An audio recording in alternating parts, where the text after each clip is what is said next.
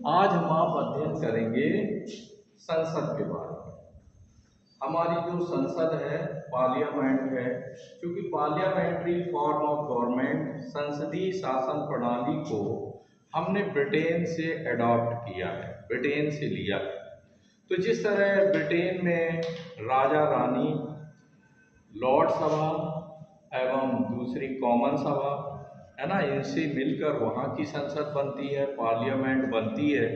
Just like that India में भी हमारी जो संसद है, हमारे संविधान में अनुच्छेद 79 में इस बात का उल्लेख किया गया है कि भारत में एक संसद होगी जो राष्ट्रपति, राज्यसभा एवं लोकसभा से मिलकर के बनेगी। ये स्थायी सदन है, यानी ये कभी भंग नहीं होता है। इसके 1/3 सदस्य जो है वो हर 6 वर्ष बाद जो है सेवानिवृत्त हो जाते हैं और वो 1/3 मेंबर जो है फिर चुन लिए जाते हैं। राज्यों की जो विधानसभाएं हैं उनके सदस्यों के द्वारा राज्यसभा के सदस्यों का चुनाव किया जाता है और 12 सदस्य राष्ट्रपति द्वारा मनोनीत किए जाते हैं। अब हम आप देख रहे हैं ये स्थायी सदन है एवं उच्च सदन है, अपर हाउस है, और इसके अलावा ये सेकंड चैम्बर कहलाता है। फर्स्ट चैम्बर लोकसभा है और ये हमारा द्वितीय सदन है। नेक्स्ट हम आप देखें अनुच्छेद 80 में इसके गठन का वर्णन किया गया है कि राज्यसभा का गठन किस प्रकार किया जाएगा। आप देखें, हालांकि हमारे यहाँ संघात्मक शासन प्रणाली है, जहां संसदीय शासन प्रणाली है वहीं साथ ही संघात्मक शासन प्रणाली है, यानी फेडरल टाइप ऑफ गवर्नमेंट है। जहां संघात्मक शासन प्रणाली होती है वहां राज्यसभा पाई जाती है। राज्यसभा यानी राज्यों की सभा पाई जाती है, क्योंकि शक्तियों का विभाजन केंद्र सरकार और राज्यों के मध्य किया जाता है। तो हम आप देखें अनुच्छेद 80 में इसके गठन का वर्णन किया गया है और आप देखें इसमें अधिकतम 250 सदस्य हो सकते हैं। कितने सदस्य? 250। हाँ, 250 मेंबर्स अधिकतम हो सकते हैं, जिनमें 238 को हमें राज्यों और संघीय क्षेत्रों से चुनना है और इसके अलावा 12 सदस्यों को जो है राष्ट्रपति, जो लोग साहित्य के क्षेत्र में, विज्ञान के क्षेत्र में, कला के क्षेत्र में, समाज सेवा के क्षेत्र में बहुत विख्यात होते हैं, ऐसे 12 सदस्यों को जो हमारे महामहिम राष्ट्रपति हैं उनके द्वारा उनका मनोनयन किया जाता है। क्लियर? अब हम आप देखें, हालांकि वर्तमान में सदस्य संख्या 245। हालांकि संघात्मक शासन प्रणाली होने की वजह से सभी राज्यों से समान रूप में सदस्यों का चयन होना चाहिए था, लेकिन हमारे यहाँ चयन का आधार जनसंख्या को बनाया गया कि पॉपुलेशन बेस्ड, जिस राज्य की जितनी ज्यादा जनसंख्या होगी उससे उतने अधिक जो है सदस्य चुनकर आएंगे। जैसे आपका उत्तर प्रदेश सबसे बड़ा है जनसंख्या में, तो यहाँ सबसे अधिक सदस्य 31 जो है चुन करके पहुंचते हैं राज्यसभा, है ना। अब कोई राज्य बहुत छोटे हैं जनसंख्या में, तो किसी राज्य से 1 सदस्य चुना जाता है, किन्हीं राज्यों से 2 सदस्य चुने जाते हैं। तो पता ये लगा जनसंख्या के आधार पर चुने जाते हैं, हालांकि चयन का ये आधार गलत। वाई? क्योंकि संघात्मक शासन प्रणाली में सभी राज्यों को बराबर का दर्जा दिया जाना चाहिए था। जैसे फॉर एग्जाम्पल अमेरिका की सीनेट में 100 सदस्य, कितने हैं? 100, और वहां 50 राज्य हैं, तो हर राज्य से 2-2 सदस्यों को चुन करके जो है वहां की सीनेट में पहुंचाया जाता है। तो पता ये लगा सभी राज्यों को बराबर का स्टेटस दिया गया। हमारे यहाँ भेदभाव किया गया। आफ्टर ऑल जिसकी जनसंख्या ज्यादा है उससे ज्यादा सदस्य चुनकर पहुंचे। अब प्रश्न ये उठता है कि जब वो राज्यसभा में अपनी बात रखते हैं तो जाहिर है जिसकी जनसंख्या कम होगी, सदस्य कम होंगे, उनकी आवाज भी उतनी कमतर होगी। और जिसमें पता लगा उत्तर प्रदेश के सदस्य बहुत हैं, तो जाहिर है ये बहुत आवाज अपनी पहुंचाएंगे, और वो लोग जहां से एक एक चुन करके आ रहे हैं उनके बारे में हम कह सकते हैं कि नकार खाने में तूती की आवाज, कि जहां नगाड़ा बज रहा हो वहां कोई तूती बजाए तो उसकी सुनी नहीं जाएगी। तो आफ्टर ऑल आप देखें कि इस तरह से इनका गठन होता है। प्रत्येक सदस्य का व्यक्तिगत कार्यकाल 6 वर्ष। कितना? 6 वर्ष। हाँ, यद्यपि हमारी राज्यसभा स्थायी सदन है, ये कभी भंग नहीं होती। आगे अब प्रश्न ये उठता है कि इसके अधिकार एवं शक्तियां क्या है। तो अधिकार एवं शक्तियों को हम लोग कई चरणों में बांट कर इनका अध्ययन कर सकते हैं। नंबर 1 पर हम लोग विधायी शक्तियों की बात करते हैं, विधायी शक्तियां। नंबर 2 कार्यपालकीय शक्तियां। नंबर 3 राज्य को लेकर शक्तियां। नंबर 4 नियुक्ति संबंधी शक्तियां। और नेक्स्ट नंबर 5 अन्य शक्तियां। तो अब हम आप देखें कि सबसे पहले हम लोग बात करते हैं कि विधायी शक्तियों की, है ना, कि विधायी शक्तियां यानी कानून निर्माण से जुड़ी हुई शक्तियां। क्योंकि संसद का काम है विधायन करना, विधायन करना यानी कानूनों का निर्माण करना। अब चूंकि संसद का ये उच्च सदन है, तो ऐसे कंडीशन में कोई भी कानून जो बनेगा उसमें हमारी राज्यसभा की भी सहमति रहेगी। अब हम आपको एक बात और समझनी है कि 4 तरह के विधेयक राज्यसभा, लोकसभा या इवन हमारे राष्ट्रपति के समक्ष पहुंचते हैं। ये हमने पिछले लेक्चर में भी चर्चा की थी। पहला है, जब हम बात करते हैं तो साधारण विधेयक। कितने तरह के विधेयक है भाई? 4 तरह के विधेयक होते हैं, है ना।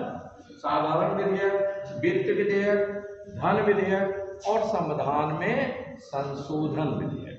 क्लियर? तो अब हम लोग देखते हैं कि साधारण विधेयक को लेकर राज्यसभा की क्या शक्ति है, उसे क्या शक्तियां मिली हुई हैं।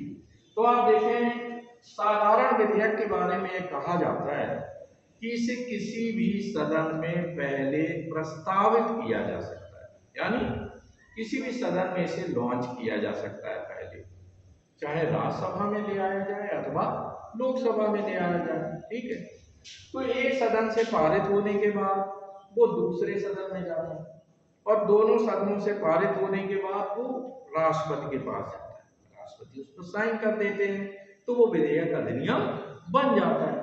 अब हम आप देखें कि साधारण विधेयक को लेकर राज्यसभा अधिकतम किसी विधेयक को 6 माह तक अपने यहाँ रोक सकती है।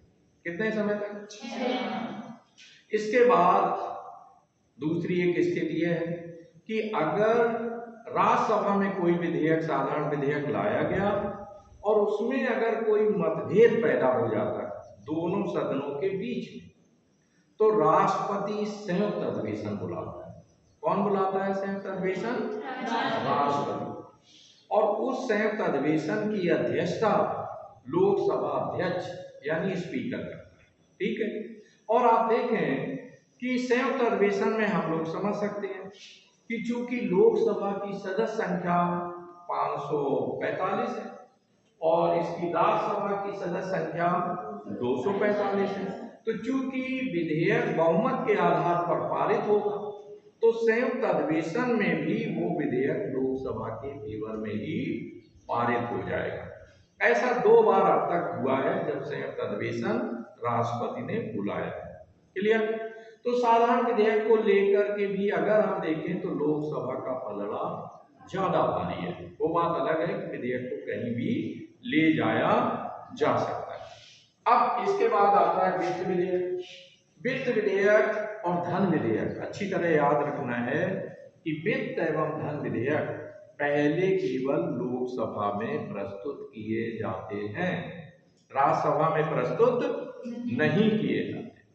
तो जाहिर है लोकसभा में पहले वित्त एवं धन विधेयक प्रस्तुत किया जाएगा और उससे पारित होने के बाद फिर वो राज्यसभा जाएगा। तो राज्यसभा अधिकतम जो है 14 दिन तक वित्त एवं धन विधेयक को अपने यहाँ रोक सकती है। कितने दिन तक? ओनली फॉर 14 डेज, केवल 14 दिन तक रोक सकती है। ठीक है, सुझाव दे सकती है। अब सुझाव मानना या ना मानना वो बहुत कुछ लोकसभा पर डिपेंड करता है। ठीक है, तो ऐसी कंडीशन में हालांकि मान भी दिए जाते हैं, क्योंकि राज्यसभा के जो सदस्य होते हैं वो वरिष्ठ होते हैं और योग्य होते हैं।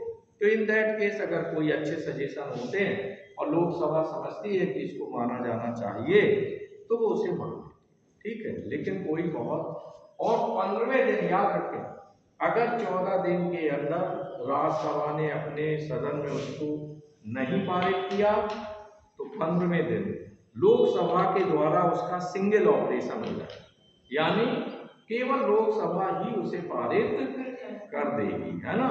तो यहाँ हम पा रहे हैं कि वित्त एवं धन विधेयक को लेकर के भी आप देखें इसकी शक्तियां बहुत ही सीमित हैं। अब आता है संविधान संशोधन विधेयक। संविधान संशोधन विधेयक को लेकर जो राज्यसभा है उसकी शक्तियां लगभग लोकसभा के बराबर ही है। ठीक है, अब हम आप पाते हैं कार्यपालिकी शक्तियों पर। कार्यपालिकी शक्तियों से अभिप्राय है, कार्यपालिका किसे कहते हैं? मंत्रिमंडल। ठीक है, जो मंत्रिमंडल होता है उसे कार्यपालिका कहते हैं, एग्जीक्यूटिव कहते हैं, है ना। तो आप देखें जो कार्यपालिका है वो मंत्रिमंडल किसके प्रति उत्तरदायी होता है? लोकसभा के प्रति उत्तरदायी होता है। ये बात हमें याद है। मंत्रिमंडल सामूहिक रूप से, कलेक्टिवली जो है किसके प्रति उत्तरदायी रहता है? लोकसभा के प्रति उत्तरदायी रहता है। और लोकसभा अपने बहुमत से अगर अविश्वास प्रस्ताव, निंदा प्रस्ताव पारित कर देती है तो ऐसी कंडीशन में मंत्रिमंडल को त्याग पत्र देना होता है। लेकिन राज्यसभा के पास वो ताकत नहीं। राज्यसभा केवल मंत्रियों से यानी कार्यपालिका से प्रश्न पूछ सकती है, उनकी आलोचना कर सकती है, कटौती संबंधी प्रस्ताव भी पारित कर सकती है, लेकिन उसे मानना या ना मानना, है ना, वो बहुत कुछ कार्यपालिका पर डिपेंड करता है। लेकिन राज्यसभा के सदस्य मंत्रिमंडल को हटा नहीं सकते। ठीक है, वो ताकत किसके पास है? लोकसभा, है ना। आगे हम आप देखें तो प्रश्न पूछकर, पूरक प्रश्न पूछकर, है ना, और आलोचना करके राज्यसभा के सदस्य मंत्रिमंडल पर नियंत्रण करने का काम करते हैं। नेक्स्ट आप देखें, चूंकि ये राज्यसभा है, क्या है ये राज्यों की ही सभा है ना, हाउस ऑफ द स्टेट है, house of the council of the state है। तो आप देखें जो राज्यसभा है तो राज्यों के अधिकारों को लेकर इसे बहुत ही महत्वपूर्ण स्थान दिया गया। राज्यों की सीमाओं में अगर कोई परिवर्तन करना है, सीमाओं को बढ़ाना है, दो राज्यों को मिलाकर एक बनाना है, या एक राज्य को दो भागों में डिवाइड करना है या 3 भागों में डिवाइड करना है, इसका निर्णय अनुच्छेद 249 के अंतर्गत, कौन सा आर्टिकल है? अनुच्छेद 249 के अंतर्गत राज्यसभा निर्णय करेगी कि राज्यों की सीमाओं में परिवर्तन, है ना, ये कुछ घटाना बढ़ाना एक्सेट्रा, ये राज्यसभा अनुच्छेद 249 के अंतर्गत करेगी। पहले राज्यों संबंधी जो भी विधेयक लाए जाएंगे वो पहले राज्यसभा में उस पर चर्चा होगी, फिर राज्यसभा के सुझाव और संशोधनों के आधार पर वो विधेयक फिर लोकसभा में जाएगा और लोकसभा में उस पर चर्चा। इसके अलावा एक बहुत ही महत्वपूर्ण आर्टिकल और है और वो है 312। नोट करें, अनुच्छेद 312 के अंतर्गत, अनुच्छेद 312 के अंतर्गत जो राज्यसभा है वो नई अखिल भारतीय सेवाओं, के सृजन के बारे में सुझाव दे सकती है संसद को।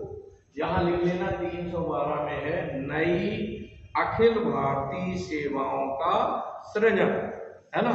सृजन का सुझाव जो है वो राज्यसभा दे सकती है और फिर संसद उसको ओवरऑल उस पर अपना एक्सेप्टेंस देगी, अपनी स्वीकृति देगी। तो ऐसी कंडीशन में नई अखिल भारतीय सेवाएं क्या होती हैं, जैसे यूपीएससी है, संघ लोक सेवा आयोग है। तो इसी तरह मान के चलिए कि हमारे यहाँ डिमांड हो रही है कि न्यायपालिका के लिए भी एक किसी तरह का आयोग होना चाहिए, जहां पर डायरेक्ट जो है न्यायाधीशों का चयन डिस्ट्रिक्ट लेवल पर किया जाना चाहिए। अभी क्या प्रोविजन है कि हम मुंसिफ मजिस्ट्रेट को तहसील लेवल पर चुनते हैं, फिर वो जिला न्यायाधीश बनता है, फिर हाई कोर्ट में पहुंचता है और बाद में अगर उसका सेवा काल रहा तो वो सुप्रीम कोर्ट तक पहुंच सकता है। तो ऐसी कंडीशन में आप देखते हैं अनुच्छेद 312 के अंतर्गत राज्यसभा नई अखिल भारतीय सेवाओं के बारे में भी सुझाव दे सकती है।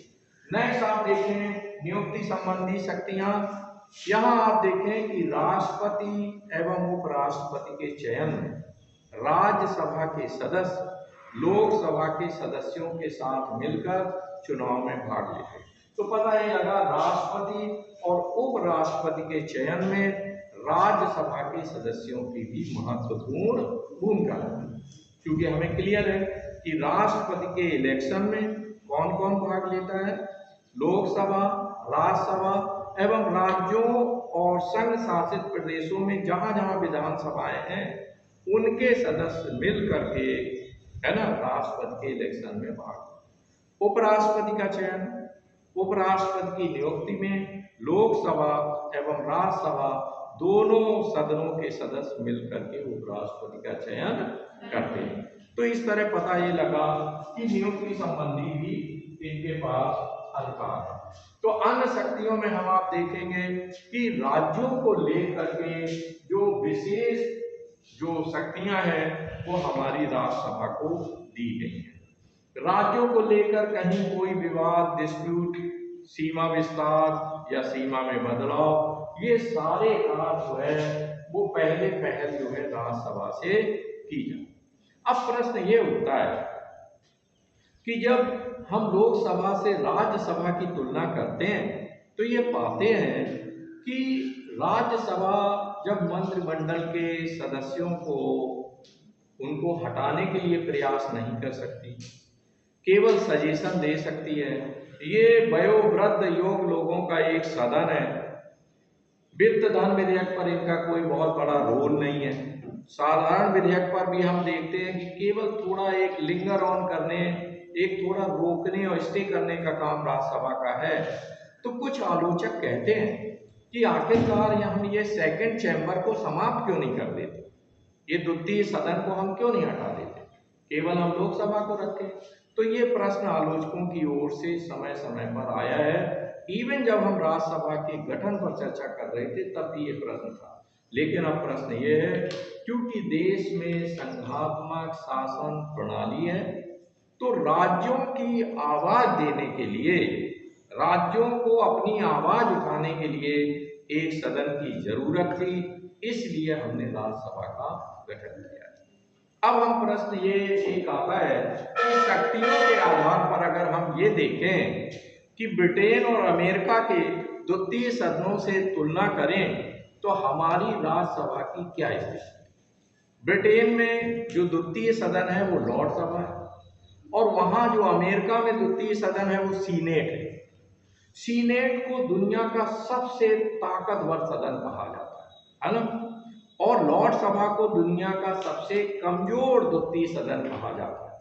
हमारी राज्यसभा जो है दोनों के बीच की स्थिति में है, ना तो वो लॉर्ड सभा की तरह बहुत कमजोर है और ना ही सीनेट की तरह ज्यादा शक्तिशाली है। तो कल आपके साथ लोकसभा पर चर्चा करेंगे। That's all about today.